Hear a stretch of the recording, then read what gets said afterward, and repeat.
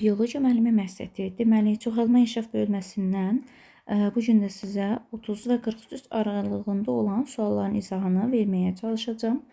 Ümid edirəm anlaşıqlı olar. Başlayaq. Sağlam qadında sarı cisim vazalarının davam etmə müddəti 140 gün çəkibdir. Bu müddət ərzində gametogenezin yetişmə mərhələsinin sonunda əmələ gələn yönəlici cisimciyin sayını tapın. Tamam. Deməli 140 gündür. Bilirik ki, biz bir ayda bunların davam etmə müddəti 14 gün çəkir.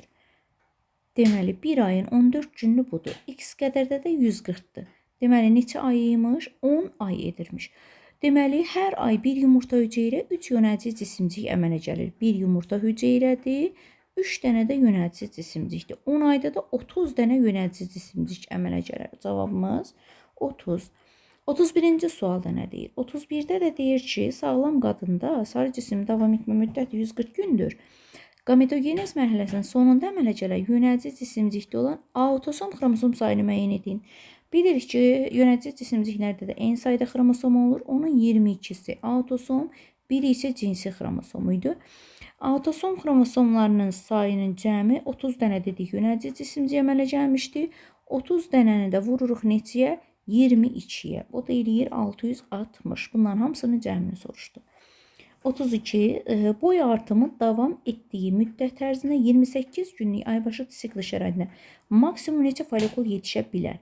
Aybaşı siklindən sayı yetişmiş yumurta hüceyrələrinin sayına bərabər olduğu halda. Sağlam qadında boyatma 18-21 aralığında olur. Davam etdiyi müddət ərzində deyirsə, deməli 18 yaş olduğunu nəzərdə tuturduq biz bu insanın və neçə folikul yetişə bilər? Deməli 28 günlük aybaşı siklində 18 aydır və neçə ay maksimum qiymət almaq istəyiriksə, deməli bu 10 yaşından aybaşı, 10-12 yaş aralığında aybaşı görməyə başlayırsa 10 yaş götürürük.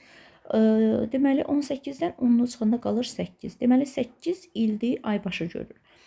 Hər ildə 13 dənə folikul yetişirsə, 8 ildə də neçə dənəsi yetişər? 104-dür. 8-i vururuq 13-ə. 33-cü sualda 12 yaşından etibarən fasiləsiz olaraq aybaşı görür və hər yumurta 33, ikisində onda neçə olar? 66. Bu qızın neçə yaşı ola bilər? Tamam, deməli 12 yaşından başlayır, hər birində 33 folikul yetişmişsə, biz bilirik ki, bir yumurta bir ayda, bir ildə 13 dənə aybaşı baş verir. Düzdürmü? 13 dənə folikul yetişir və 66 dənə cəmi toplamda 66 dənəsi neçə ildə baş verər? Təqribən 5 il götürürük biz. Necə 28 gün 13 götürürsə, burada da 5 il düşür. 5 ildir. Deməli bu 5 ildir aybaşı görür. 12 yaşına başladığı nəzərə alırıqsa 12-nin üstünə gəlirik 5-ini, o da eləyir 17. Deməli bu qızın 17 yaşı var. 32 yaşında olan bir qadın aybaşı keçirdir normal və sol yumurtalığında neçə folikul yetişir? 32 yaşındadır və 12 yaşından aybaşı görürsə, deməli 32-dən çıxırıq, 12-sini qalır 20-si. Deməli 20 ildə aybaşı görür. 1 ildə 13 aybaşı görürsə, 20 ildə nə qədərdir? O da eləyir 260. Bizə deyir sol yumurtalığın. Onda bunu da bölürük yarıya. Deməli 130 sol yumurtalığın payına düşür.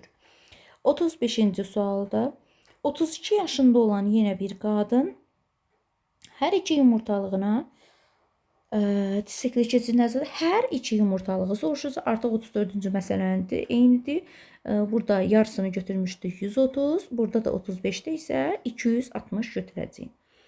Sonra deməli 36-cı sualımızda deyir, əgər qadında sarı cisim fazalanın ümumi müddəti ən çoxu 520 həftə çəkir və neçə yaşı ola bilər bu qadının? Bizə bunu soruşur. Bir ayda 2 həftə, bir ayın 2 həftəsi sarı cisim fazasıdır. X qədərdə də 520 eləyir. 520-nin yarısı 260 ay deməkdir. Deməli, bir qadında bir ildə, burada qeyd edim, bir ildə 13 dənə aybaşı görür. X qədərdə də 260 görübdür. 260-ı 13-ə böləndə o da düşür 20 il. Deməli, bu qadın 20 ildir aybaşı görürsə, bu qadının maksimum neçə yaşı olar? 10-12 yaşından başladığını nəzərə alırıq. 20 ildə aybaşı görürsə, 20-nin üstünə bir dəfə gəlirəm 10-unu, baxıram bu qadının neçə yaşı olur? 30, maksimum yaş deyirsə bizə, 20-nin üstünə də 12-sini gələndə eləyir 32. Deməli, maksimum yaş dediyinə görə 32. Bu qadının maksimum 32 yaşı ola bilər. 37-ci sualda da yenə qadın sarı cisim fazla ümumi müddəti ən çoxu 416 həftə çəkibdir. Bu qadının maksimum neçə yaşı olar? Tamam, yenə maksimum soruşur. Deməli, biz bilirik ki, bir qadında bir ayda 2 həftə, yəni 14 gün sarı cisimdir. Onda biz nə edirik burada? 416-nı bölürük 2-yə. 2 həftədir. Görək neçə ay düşür? 2, 8. 208 ay. Deməli, bir ildə 13 ay baş verirsə, x qədər müddətdə də 208-dir. 208-i bölürük 13-ə. İndi bölüm bir dəqiqə. 208-i bölürük 13-ə düşür 16. Deməli, bu qadın 16 ildir aybaşı görür. Maksimum yaş istədiyinə görə onda 16-nın üstə 12-sini gələrəm. Eləyər 16-cı eləyir 28. Deməli, bu qadının neçə yaşı var imiş? 28. 38-ci sual. Burada nə soruşur bizdən? Aşağıdakı sağlam qadının normal post-embrional inkişaf dövründə baş verən ovulyasiya sayının yaşdan asılılıq qrafiki göstərilmişdir. X-in, yəni yaşın maksimal qiymətini tapın. Yəni bizdən yaşı maksimum istəyir. Ovulyasiya 416-da bir ildə neçə ovulyasiya baş verir? Deməli, biz bunu birinci tapmalıyıq. Bir ildə neçə ovulyasiya baş verir? 416 hansı ildə baş verib? Bir ildə 13-dürsə, 416 neçə ayda baş verər? 416-nı neçə ildə baş verər? 416-nı bölürəm 13-ə, tapıram 32 il.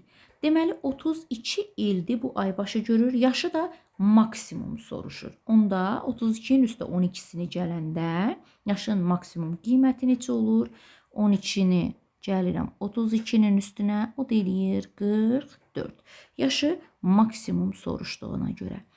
39-cu sualda isə burada da yenə eyni məsələ, eyni tipdə. Burada isə minimum qiymətini soruşur yaşın. Yaxşı, onda 416 ovulyasiya sayıydı. 416-nı bölmüşdüm 13-ə. Düşmüşdü 32. 32 ildə aybaşı görür. Minimum qiyməti tapmaq üçün isə 10 yaşından başladığını nəzərə alıram. Yaşı 42-dir.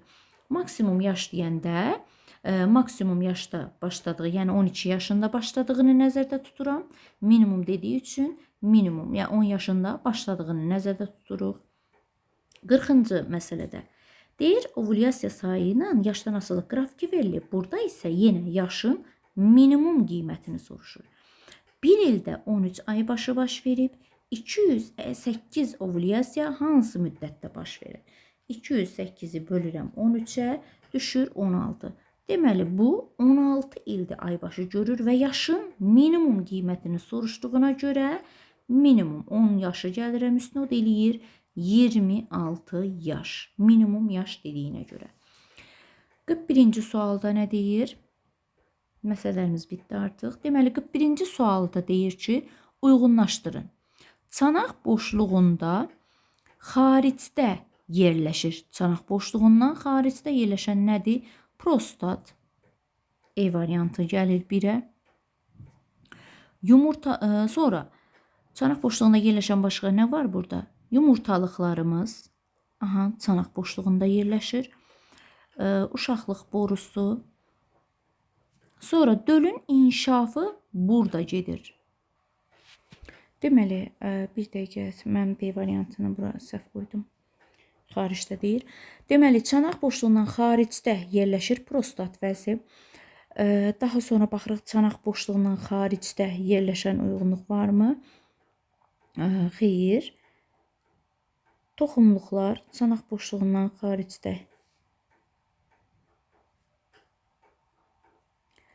Deməli, bir dəqiqə. Çanaq boşluğundan xaricdə yerləşən, qarışdırdım, üzünü sayın.